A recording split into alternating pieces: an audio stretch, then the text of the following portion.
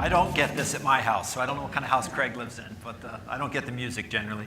Well, one is, as Craig said, we're super excited to be here and to have our 10th summit. It really is a great experience for us, and we certainly wouldn't be here or couldn't be here without the people in this room. So we certainly appreciate all the support that we get from you guys, both our customers and partners. And we've always talked at Merkle that this is kind of a hard business to do R&D in. So it's really like our innovation platforms really live with our customers. And we're certainly the kind of company that we hope, anyway, continues to thrive in change and innovation, which in my mind, in the world we're in right now, we'll talk a little bit more about this over the next 2 days. I can't think of a better time in the last 25 years to be a marketer. And I think that's a pretty exciting thing. And just to build a little bit on what Craig said, we've been on somewhat of a journey ourselves over the course of the last 25 years. Yes, I am 50, and AARP's been a long-term client. It was a pleasure when they sent me my big membership card at my home a few months ago, so I'm barely enjoying that.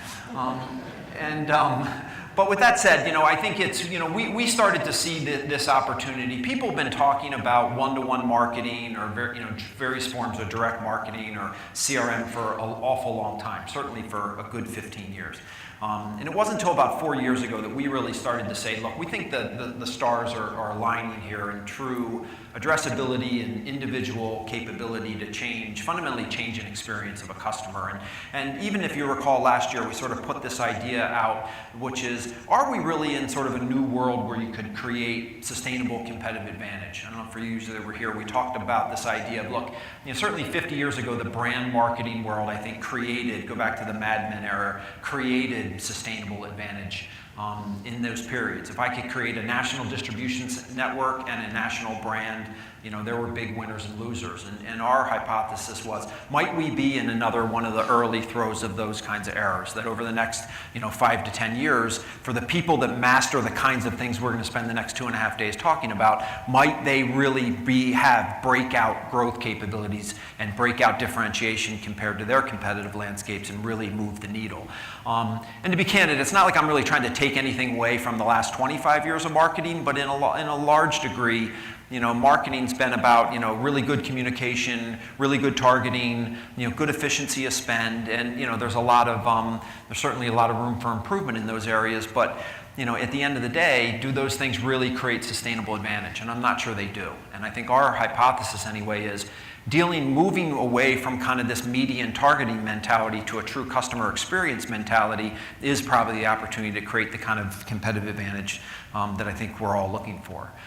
So as I organized my thoughts here this afternoon, I'm really going to speak to 3 things. We're going to talk to the opportunity. Last year, we spent a lot of time talking to the opportunity, so my view is sort of, I go to these keynotes and outside sessions, and people spend the whole hour trying to convince the audience that, addressability is good and consumer experience is changing, and my view is you sort of had me at hello in the first 40 seconds. Why don't we get to something that I can actually, monetize, which is sort of where our context is. So I'm not going to spend a ton of time grounding you in that. My bet is it's very hard to meet somebody today who says, I haven't really been in a room lately where you start to say, we should understand the behavior of our customers, we should understand how their customers are interacting with our brand, we should understand their preference, needs, and desires, and their value to our brand. It's not like you sit in a room like that and somebody says, it's bullshit, we don't need to do those things.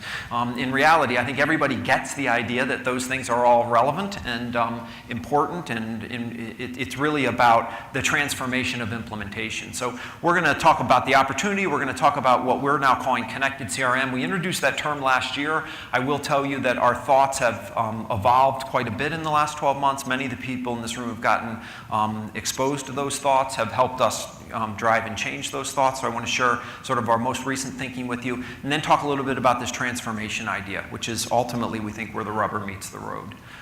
So in reality, and I sort of chart like this last year, and I don't think it's changed very much, but this idea of the age of the addressable consumer, I think, is very real. And the question is, as a marketer or as an organization, a consumer or B2B organization, how do I capitalize on this? Three big trends: digitization of medias and channels, social networks at scale, and mobility are really, in our view, kind of the three biggest broad categories of things that are fundamentally changing the game. And ultimately, as organizations, we need to figure out what they mean to our brands and such. What we see consumers doing then is obviously shifting consumer purchase behaviors and media consumption patterns, mass engagement, very low-cost media, those kinds of things. And then we see customers or brands trying to then say to themselves, okay, how do I better put the customer at the center of this strategy or the center of the conversation? How do I use what we'll call sort of the big data exhaust that all this digitization is creating? And then how do I embrace the digital world, mainly from a media and channel perspective, to fundamentally create a differentiated experience that maybe my competitors couldn't duplicate? So one of the things we've been thinking a lot about is in the context, everybody will tell you, look, digital is a disruption, but if you strip it back, we've been thinking a lot about, like, what is digital really disrupting from a consumer perspective? And one of the opportunities that we have at Merkle is we get to work with a lot of different organizations in a lot of different industries. At many of these summits over the years, we've talked about the importance of business model, whether I have a direct-to-consumer business model or I have an identifiable relationship with my customer and whatnot. And we've been thinking about it in that context too. And our view is there's sort of really three very broad forms of disruption right now. One is a research level disruption. So if you're in the automotive business, the way that a consumer researches an auto purchase and the amount of insight that they can gain into that purchase is a fundamental game changer in the auto world. You need to be able to deal with that and address that on a direct basis. Maybe another good example might be the life sciences world or the healthcare world, where people tend to do a lot more research and have a lot more research because of the web today. The second maybe level might be something in service experience. I think financial services is a good example. If you're in retail banking today and you don't have a very efficient retail, digital interaction or online banking capability, you're just not competitive anymore. So that world in the last 4 or 5 years has changed dramatically in the way I actually consume the experience. But in reality, I don't do a lot of research on my bank. I'm not researching the best checking account per se. It's not a meaningful change, but the way I consume the experience is certainly different. And then lastly, in our view, the most disruptive is really the buying experience. We really tend to have thought of this through the channel lens. So, if you're obviously in the music business or you're in the book business or you're, auto insurance may be another good one, where fundamentally the consumer has fundamentally changed the way they consume that product in the purchase experience itself. And our view is when you look at certain industries are being disrupted dramatically, maybe across all three, but most industries not. Most industries sort of have a very dominant disruptive force in them. And some industries, like maybe CPG as an example, I would argue isn't really been disrupted yet. So there is disruption in media, there's disruption in trying to find my consumer in the right way, but in meaningful disruption that's really fundamentally changing the way a consumer experiences a brand, not so much yet. So then part of the question then comes back is if we think about these disruptions, what happens if we were the disruptor? So if I am a brand and my buying experience is being disrupted, I'd very much be thinking right now, how could I disrupt the service experience and maybe how could I disrupt the research experience to the extent that that's possible? Because then I'm fundamentally changing the experience of the consumer. So even as we think about this idea, a lot of these conversations end up being pretty media and channel centric because as marketers, we generally control media and in a lot of cases channel.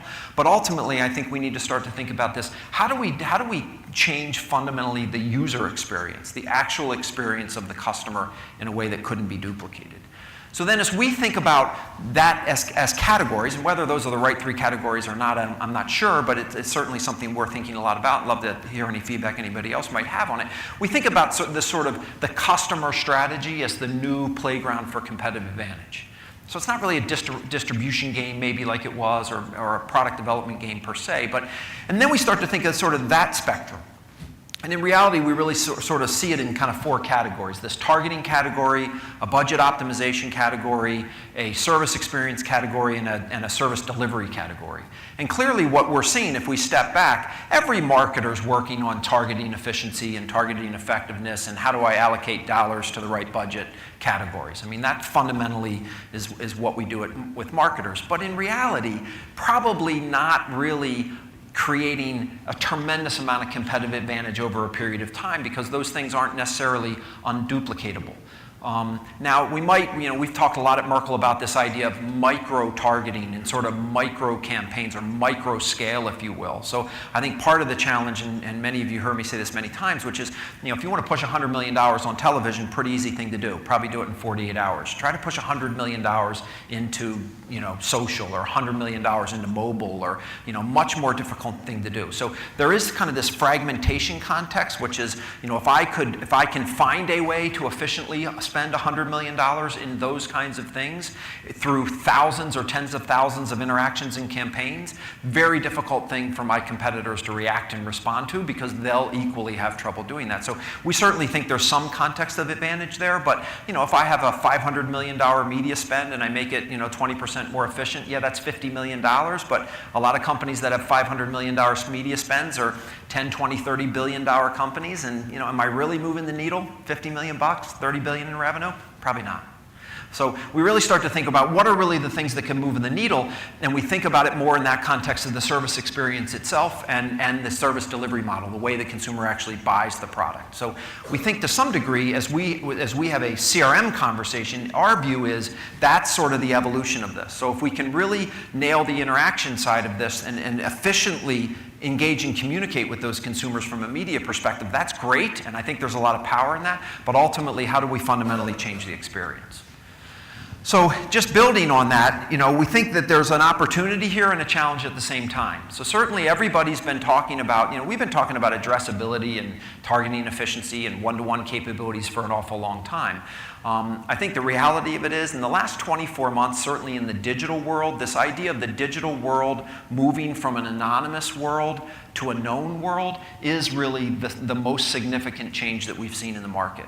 So it was really interesting. Part of our, I think as many of you know, we took on a financial partner back in 2010, Technology Crossover Ventures, TCV, and they're out of Silicon Valley, and part of the reason we chose those guys was their connections into Silicon Valley. One of the first meetings our partner out there, Dave Wan, got with me was with Facebook. So I was with some executives from Facebook on sort of the development side of Facebook, and we were talking about the idea that, look, you have email us a key, and we have all these marketing databases, and if I could somehow use that key as a linkage to these marketing databases, they cut me off basically in the middle of the conversation and said, it will never happen.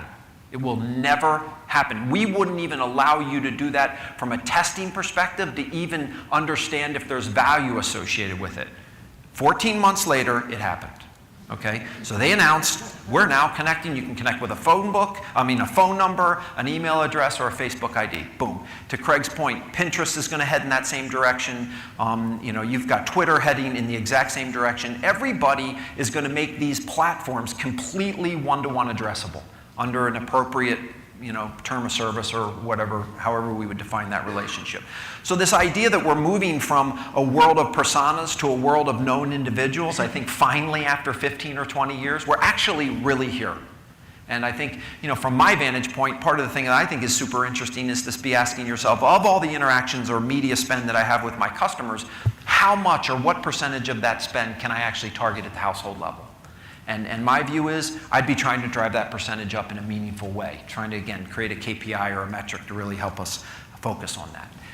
Within that, we talk a little bit about, look, it's happening everywhere. So the real difference is it's not just about a digital conversation anymore. One of our sponsors here and long-term clients, DirecTV, is making their platform addressable. So the idea, we've been talking about addressable TV for a long time, and certainly there's constraints in every one of these platforms, but my view is if you're in the media, some form of media or advertising business, there is a 0% chance right now you're not trying to figure out how to make your platform more addressable at the household level. That's what everybody's trying to do. In some cases, it gets you on the front page of the Wall Street Journal. In some cases, it doesn't. But in reality, that's what people are trying to do. So this idea, whether it's our site or our call center, or whether it's network television, or whether it's Twitter as a platform or a social network, every one of these things, the ability to identify that consumer individually is a game changer right now. And it's real. It's finally really here. So we really call this sort of the connected consumer value chain. So this idea that I could stop, I think in a lot of cases, and again, I'm not trying to be critical of marketing, and I try to sort of think about these things in a context to say, how could I change my thinking? But I think for a lot of marketers, we have sort of this idea of who our customer is generally. I think in a lot of cases, we run a bunch of campaigns through the day, and then at the end of the day, kind of 5 o'clock rolls around, we say to ourselves, how did those campaigns do, and what kind of customers did I get? And do those customers align with the business mission and vision of our company, and were those campaigns then appropriately targeted? Versus waking up and saying, hey, here's the 2.5 million people that I actually want to speak to today. I'm going to run a bunch of campaigns to speak to these 2.5 million people, and at the end of the day, I say to myself, how many of those 2.5 million people did I really get today? Okay? Meaningfully different approach by looking at the value of that customer on the front end of that media conversation, and not seeing the customer as an outcome of a marketing activity, but seeing the customer as an input to that marketing activity. And in reality, because now we can individually target on Facebook, we can actually execute on that vision. The question is, do we know which 2.5 million? We built our entire infrastructures with a campaign-centric first mentality. So the question now is, would I even know what 2.5 million people or 5 million or 10 million people that I want to talk to today? And then even more interesting, what would I actually say to them? Or what do I want to say to them? What products and services do I want to offer them? Just the idea that I expose them to media in and of itself is an opportunity, but probably not, obviously not the whole opportunity. So as we think about, just sort of bringing this point to life, this is a health pair example, but, we've all been talking about this idea of, if I could do this, then I could do this, and I could have this 360-degree view of the customer, sort of this very rational conversation about, what media looks like. But in reality, every one of the examples up here is real today. So, whether I can see somebody on a Facebook page and then retarget them, or whether, somebody's logging in for, onto my site, during an open enrollment period, and my ability to retarget them, or ability to capture preferences, or seeing a DirecTV ad and then retargeting that to Sports Illustrated or, a media play. All of these things are actually really here. Now, candidly, we know maybe I don't get 100% coverage in everything. Maybe some of these things have 10, 20, 30, 40% coverage. But in reality, we can really make these connections today. So I think we're moving from a world, and we're going to talk a little bit, obviously, on Wednesday. We have a whole group of sessions on the infrastructure. So the data management side, I'm not underestimating the challenges associated with this. But in reality, that's not the challenge associated with this. The challenge associated with this, which I'll show you in a moment, is more about the utilization of it than the actual matching of it anymore. So I think we're thinking about these things, and I know many of the people in this room are thinking about these assets more as enterprise assets now, as these connections can be made. The question is, how do we monetize those connections over a period of time? And that's to some degree is an evolving skill set.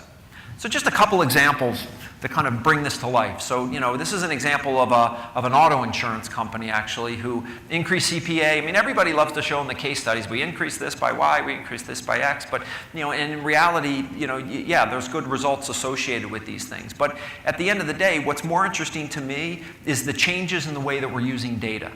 Okay, so in this particular case, yes, there was great financial outcomes here, but it's really using this idea of anonymous median impressions from with offline views of converted customers, basically using anonymous connections to a value metric, and then building a lookalike model to make the linkage between those things is really what moved the needle. So it wasn't necessarily just targeting within the context of a more efficient, cookie pool, but targeting in the context of the cookie pool linked to a lifetime value that is actually known. Okay, so just a really good example of how those linkages can start to come together, and we can very quickly monetize them. Second example here happens to be a credit card issue, and this one's really more search related, but similar in context, making the linkage again on particular or individual level keywords related to the value of a particular segment.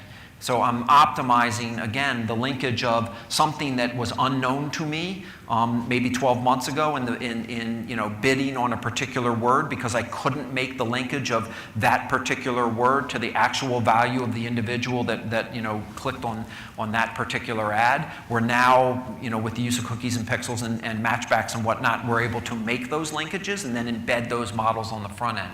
So just another good example of kind of demographic, lifetime value, product, and search all being integrated.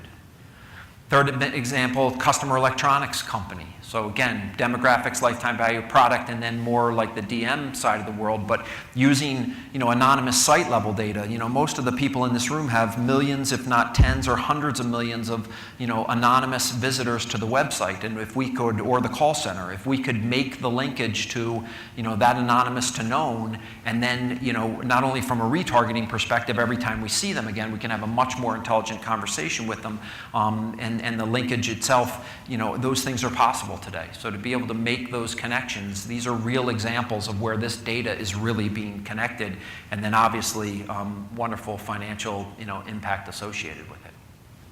So as I said, in my view, the opportunity, I think it's a little bit of kind of had us at hello conversation. So we didn't want to spend, in the structure of the next few days isn't really focused on the opportunity. The opportunity, the focus of the next few days is really focused on something that we've started to build our thoughts and ideas around that we call the Connected CRM framework. So for those of you that were here last year, we introduced this idea of Connected CRM, but we really at the time saw it through sort of a capability. We tended to see it first through a capability lens and then a skills lens. So if you recall last year, we talked about sort of 6 core things you'd have to master in our mind to do good integrated customer marketing, or good connected CRM as we call it. And as we've then started to get more into the implementation paths of this integration, we stepped back and said, look, there's really, at the end of the day, there's kind of 5 categories that frame all this up. And it's not really about the skills, which is where the gaps are. It's really about the connective tissue from kind of this monolithic campaign-based world to this more integrated kind of all-time on customer connected world, and how do we make that transformation? So I'll give you a little bit of our focus here. And I think if anybody's been around Merkle anytime in the last 5 years, you've probably seen this slide. But in reality, I can't stress enough how true we continue to believe that it is. I think it is very hard to make this transition from kind of the campaign-focused world to the customer-focused world. For all kinds of reasons. The organization itself is generally in the way campaigns work is generally in the way, the lack of currencies to understand value over time, the time series belief necessary to do this is massive. So I understand the ability to measure a campaign at a point in time, but the second I got to measure a bunch of campaigns together over time, the confidence levels start to drop, the commitment to investment starts to change, so on and so forth. So in our view, it is the people breaking through, and there's many people in this room that are breaking through level 3 into level 4 right now, and you can see the financial outcome associated with it.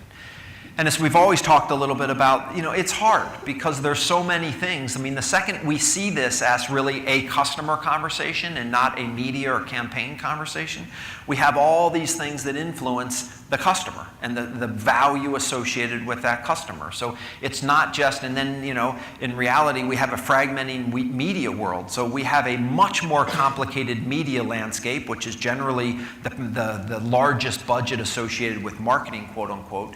We have an ever-expanding channel network, so the way that the consumer engages that brand and the complexity associated with optimizing against that. Then we have the position of the brand, the product features, the service experience, the sales dynamic. We have all these things that ultimately get entangled in, what really created the value, what really created the experience, what is the definition of the experience, how do I know I'm optimizing the right thing, how do I know I'm making the right connections to the behavior that consumer had with my brand to the actual activities of that brand.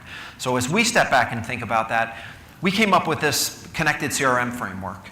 So we really see this in 5 dimensions. The 3 dimensions running down through the core of it are really sort of the customer experience dimensions, and then the 2 bookends, if you will, are really the enabling dimensions. So I'm going to, in reality, we made this relatively simple in this idea of customer strategy at the top, and we'll talk a little bit more about what we mean about customer strategy. We really look at that in a couple dimensions: the portfolio strategy, the segment strategy, and the program strategy. The delivery experience itself, which generally lives in a media and a channel, the way that we want to engage consumers being broad term media, the way consumers engage us, broad terms media, our channel, with a heavy targeting and personalization context associated with it, and then the financial management elements, so the measurement and optimization, attribution and allocation dimensions associated with managing resources against these particular behaviors. Infrastructure is about about data and technology, and then the organization is obviously about, structure and accountability and leadership and so on and so forth. So I'm going to give you just a quick kind of high-level view of these categories, but I think, as you all know, we've organized the whole summit this year around these 5 categories. So tomorrow we will start with the customer strategy category, and then we're going to do a bunch of case studies, breakout sessions, which John Lee will lead that session, and he'll talk you through kind of what each of those why we chose each one of those particular breakout sessions, so if there's a particular area of interest. But we're going to go through this in a lot more detail. But just at a high level, we fundamentally believe that customer strategy is really rooted in really good world-class enterprise segmentation. So our view is you can't do great customer marketing without great segmentation skills.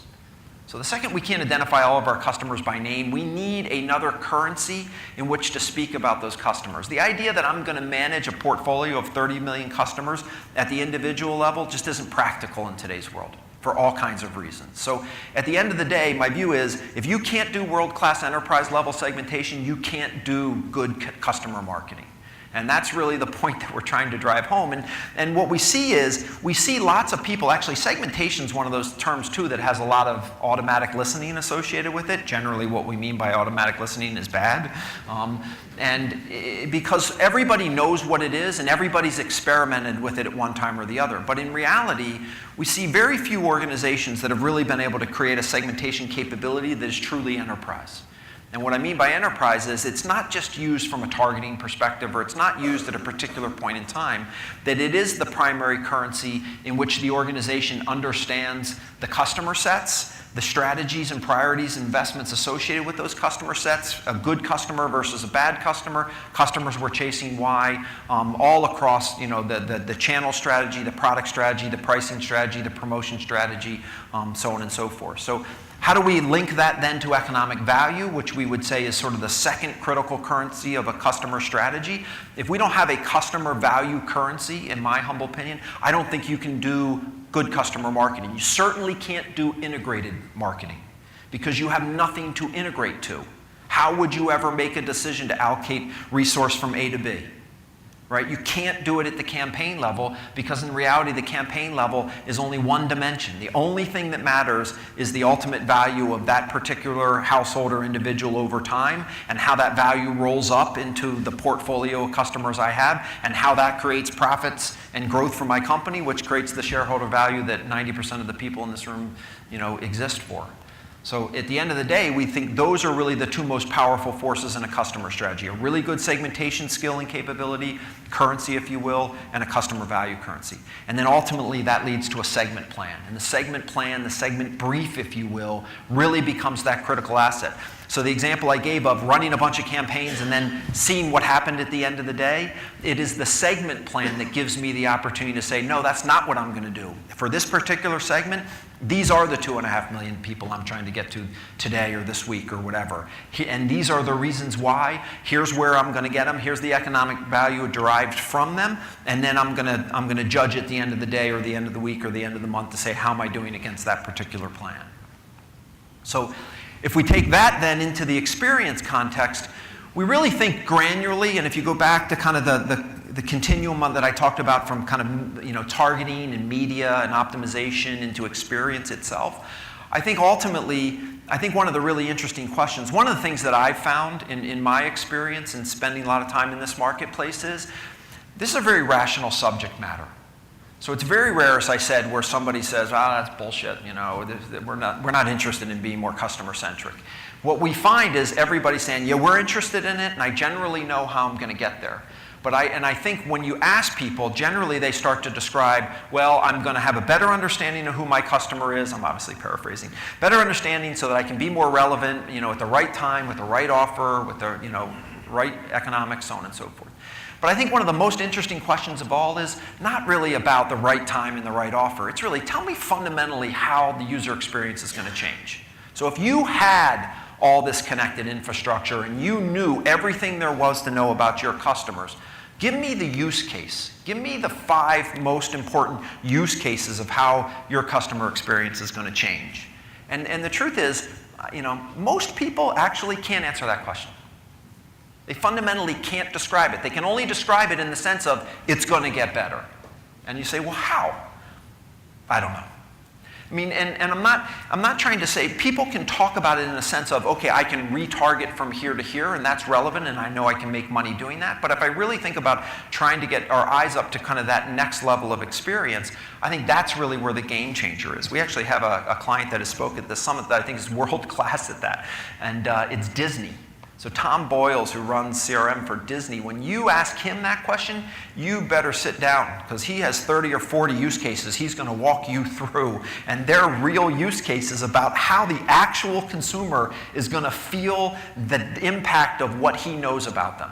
And it's a super interesting conversation. So I'm sure there's many people in this room that are capable of doing that, but generally my observation is most people can't take it to that final level.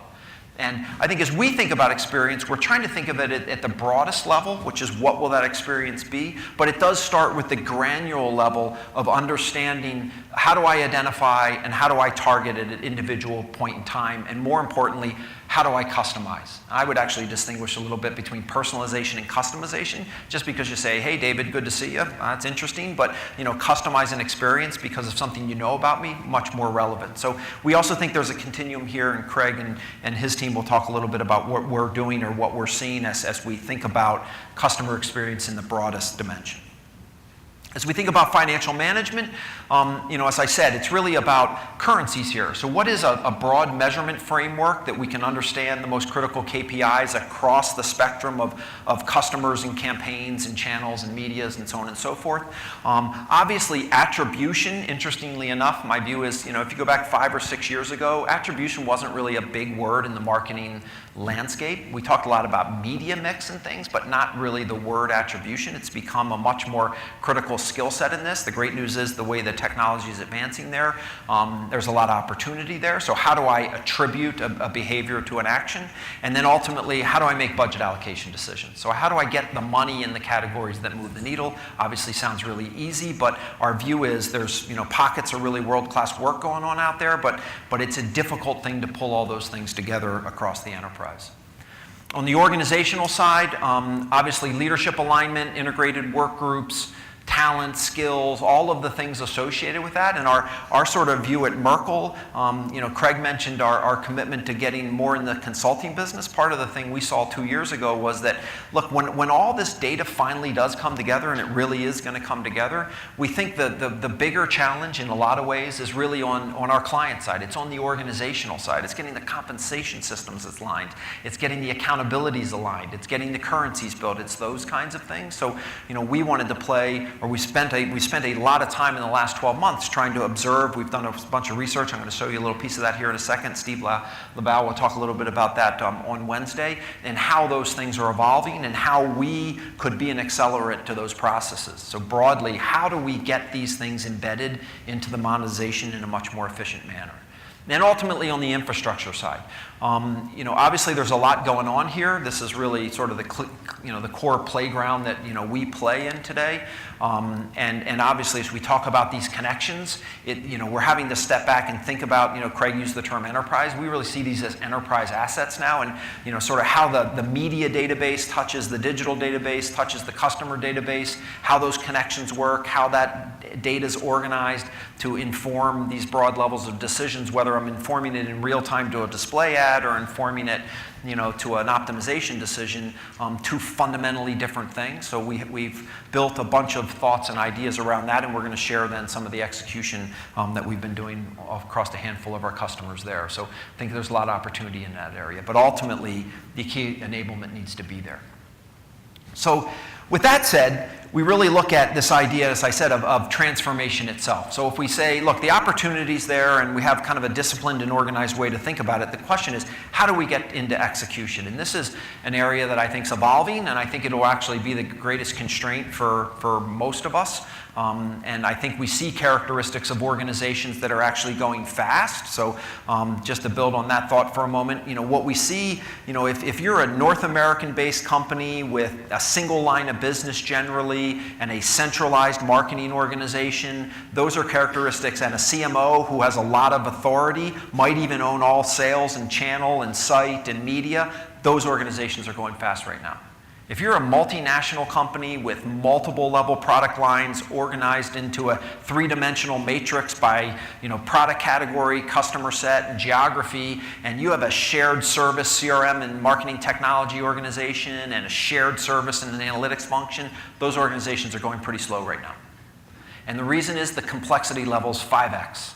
So that we are seeing the characteristics of the companies that are going fast, and part of it is the simplicity in their authority and their structure, which just leads you to believe that the business processes will be the challenges. I'm not saying that a multinational, as I described it, won't be able to do this kind of work, because we think they will, but the strength of those business processes and those connections will have to be really, really good to allow those companies to get this up on an integrated basis. So in our view, we really see, we have this sort of traditional approach, kind of the traditional, what I'll call siloed campaign approach. We want to get to this connected approach. We do think an organized framework is the primary tool set to work through that transition. Ultimately, then we start asking ourselves a bunch of questions, which is we think ultimately the competitive advantage won't come through the capability. The competitive advantage will come through the experience. So just the idea that I got a killer, connected marketing database and a killer analytics team, the question is, am I changing the experience? And that experience will be changed through the context of that organization. And our view really is, we've thought a lot about, is there a best practice in the way a company should be organized? So as an example, if it's really about managing in segments, should a company organize itself into segment P&Ls, as an example? And part of the conclusion that we're drawing, and it's still relatively early, is we don't think it really matters. We think you can be organized any way you want and still be customer-centric. So, and derive more, whether it's product or segment or channel, geography, doesn't really matter. Ultimately, there's a bunch of things you'll have to overcome, and the business processes might be different depending on what your primary P&L lens is. But ultimately, we're seeing examples across all different kinds of organizational structures that are actually starting to move the needle here. I thought this chart was pretty interesting, and this is something that we, as I said, have been thinking a lot about too. But in reality, we've been talking about this for a long time, and there's a lot of false starts in this world. So there's a lot of false starts in this idea of, I should be more customer-centric. I should I should know what this part of my organization's doing, so I can better optimize this part of my organization. So it's rare, that we meet a customer that says, "Look, I've nailed all this. I got it. We're right on top of all this." More likely, you meet customers that are slightly frustrated as they've tried to move further down these journeys, and they, the second they have to start to work across the organization, that's generally when things get relatively difficult. This was a study that was done a few years ago. I think IBM was the primary lead on this study, but it really talked about how top performers are doing it. And I loved the context even of kind of sponsorship, assessment, and funding management, versus this idea of, if I'm really moving on to data governance and defined project objectives and a multi-phase execution roadmap, versus getting ultimately to program governance and how lasting change starts to sustain itself. And I think part of my observation too is that I find it kind of interesting, which is that this is such if this was a less rational subject matter, my view is most of the people in this room, we'd have to put a lot more rigor and discipline into our business model to get the funding that we want inside these conversations. Part of the challenge with CRM and the kinds of things we're talking about right now is I can have an incremental approach. So, I was in an interesting conversation maybe 3 months ago, and it was a Merkle meeting with one of our clients, and we're talking about, we have a pretty high level, a group of executives that control way more than $1 billion in budget sitting in a room. It's about a $50 billion company. And we're talking about this idea of transformation in their industry, how the customer themselves is getting a lot more control and power. If we could do these things, it could meaningfully change the context of their organization. And these are two C-level executives in this particular room. And then sort of at the end, it comes down to, well, we should put $1 million into this, funding project to go, get this thing done for the next 6 months. And I'm sitting there thinking to myself, really? Like, you're a $55 billion company. The people in this room control more than $1 billion, and you're going to throw $1 million at this, and you think it's like the most important thing on your marketing horizon? And two observations around that. One is, again, it's so rational that there's nobody in the room fighting back to say, no, this is bullshit. Even if we knew all these things about customers, it's not really going to change much. We might be better marketers, but we're really not going to fundamentally transform the way our consumers engage this organization. So stop talking about this, right? There's nobody, that voice doesn't exist in the room. And then the second problem is you can incrementally fund these things. So that C-suite walks out of there, in my opinion, with a funding agreement. The day-to-day folks that now are going to try to execute that plan think they have sponsorship, but in my view, they don't have sponsorship.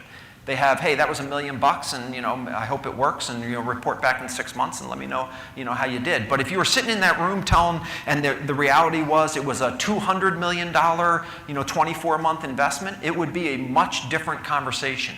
And in reality, maybe it should be a $200 million investment. If you're really going to change the scope of the way this particular company has like 50 million customers, you're going to change the way those 50 million people engage you, you're going to do it for $1 million? It's not going to happen. So a little bit, I think this is interesting in starting to think through, like, what are really kind of the organizational dynamics that exist in implementation, and maybe rethinking, in some cases, why those things are too easy right now. And in some ways, if I was sitting in the marketer's shoes right now, and I was trying to get funding on one of these things, I would actually be trying to make it a bigger story, more complicated, more difficult. Because I'd want more rigor behind the thinking to really be saying to myself, is it real? Because if it's real, we should be going harder than $1 million. And I'm not trying to minimize the idea of a pilot, that's great, but in reality, I think there's something in the context of that conversation. I thought this was really interesting.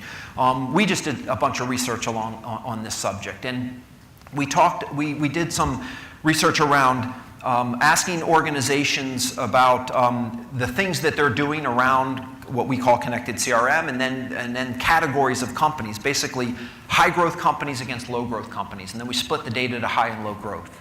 So it was interesting that for top growth organizations, 36% of them said senior managers' attitude on CRM was a critical way of life versus an important management tool. And I think it's a really good distinction. Because again, it's that rational context. As an important management tool, that's where I get permission to go spend money against CRM. But as a really critical way of life, that's really kind of the sponsorship context. So I think one of my really interesting observations is I think a lot of people in this world think they have sponsorship when in reality they have permission. And I think it's interesting to think about the difference of the two. It might be a bit subtle, but might be an interesting conversation with your executive organization.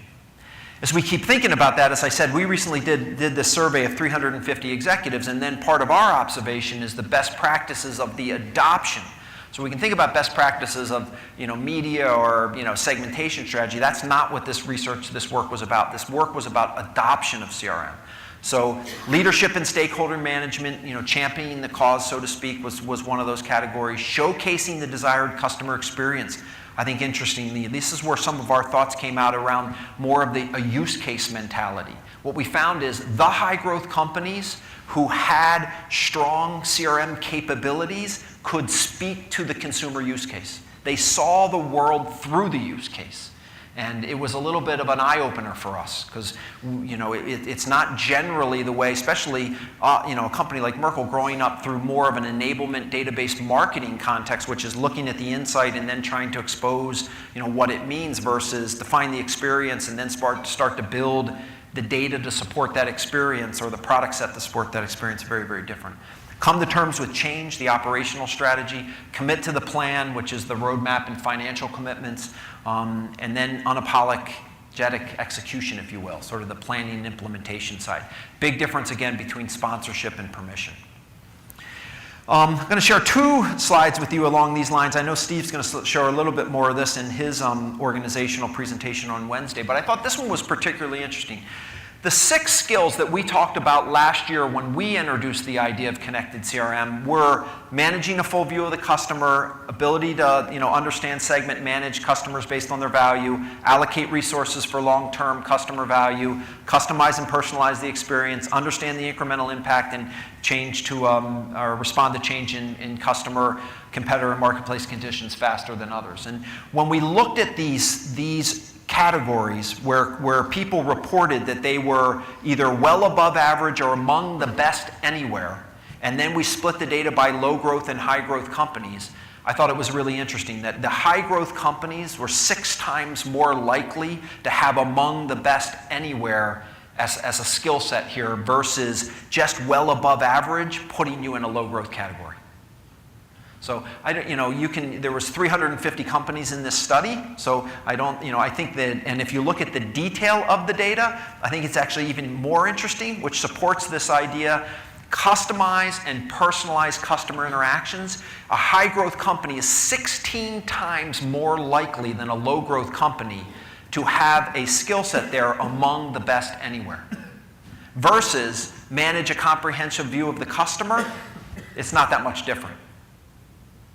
So my point is, just getting the capability isn't going to move the economic needle. We've got to translate the capability into something that's different for that consumer. And it's not necessarily about a better sequence of email and display ads. That is a dimension of it, but it's just one dimension of it. There's a much broader landscape to be thinking through, from the channel experience, the service experience, the pricing strategy, the product strategy, so on and so forth. So I thought it was interesting. Allocating resources was sort of second at 8.5 times. And then in reality, you see the other ones in sort of a similar category, if you will. So key takeaways in our view and kind of where we are in our thinking right now. We do believe this done right can be about competitive advantage. So I don't think we're going to find that story in the next 6 months, but my bet is that there'll be many people in this room that will find that story in the next 3 years, and that we believe it's real.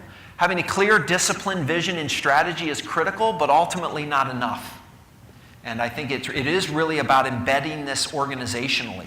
And I think we've spent a lot of time talking about the data and talking about the analytics and talking about the media, but at the end of the day, the biggest constraint of all is going to be talking about how the organization has to change in order to capitalize on the assets that are being built. Effective organization transformation is the key to unlocking the value of CRM, is really the point we're trying to make there. And then we've organized the next 2 days around the 5 dimensions of connected CRM, as I said. So we really said to ourselves, let's go through this in a methodical way, and hopefully the next 2.5 days or 2 days now will unfold us a story. So we're going to start tomorrow morning with customer strategy. We're going to go into how that, and we're going to make the linkages from customer strategy to experience. We're going to make the linkages from experience to financial. We're going to make the linkage along those 3 dimensions in examples to what the infrastructure had to look like in order to operationalize it. And then we're going to make the linkage to organization.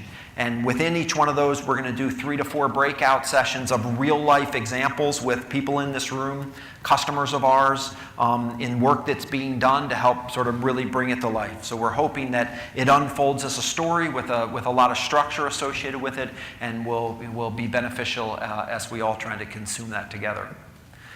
So with that, I would like to say I'm 6 minutes early, because I can see a clock.